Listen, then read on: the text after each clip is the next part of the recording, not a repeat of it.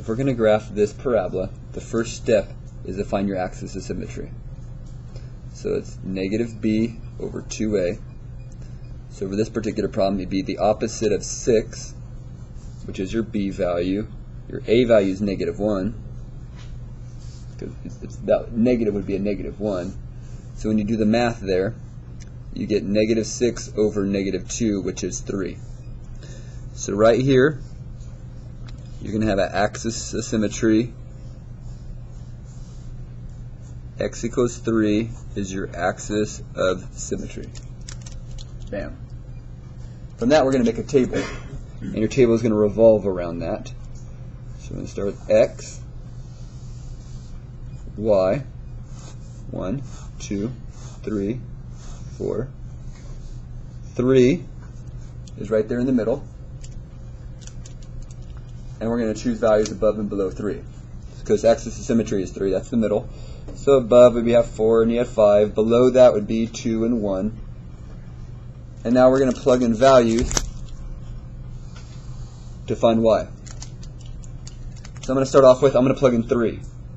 So the opposite of 3 squared, using this formula, plus 6 times 3 minus 2. That right there is 9 negative. So negative 9 plus 18.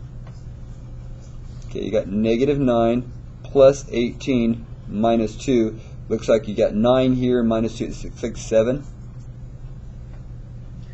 So when you go over 3, you're going to be up 7. Hopefully some of you notice, since your a value is negative 1, hopefully you realize that means it's going to be going downhill. So there's your vertex is going to look going down. Let's plug in 2. 2 looks like the next easiest number. When I plug in 2, 2 squared is 4, make it negative. So that'd be negative 4. 6 times 2 is 12. Minus 2. So this would be what? 8. 8 minus 2 is 6. And then this would also be a 6. That reflects over. So again, when we're at 2, we're going to be up 6, and you reflect that over for your other point on your graph. And lastly, let's plug in 1. 1's a lot easier than plugging in 5. That'd be 1 squared is 1, so you negative 1, plus 6, and then minus 2. That looks like 5. 5 minus 2 is 3. Reflect that back up. So at 1, we're going to be up 3. At this value, you're at 3. And there we go. We have our parabola.